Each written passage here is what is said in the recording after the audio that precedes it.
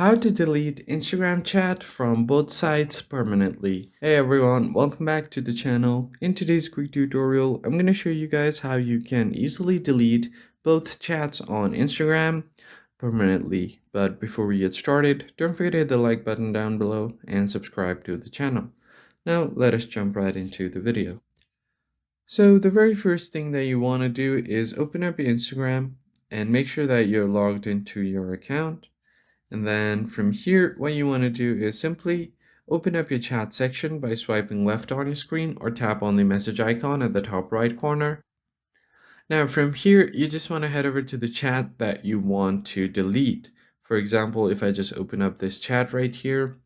So let's say if there is a particular message or a chat that you want to delete from the both side, as you can see, if you long press on the chat, you have different options. You can reply to it, forward, copy, translate, and there is this option delete for you, but you don't want to do this because it will only delete the chat for you.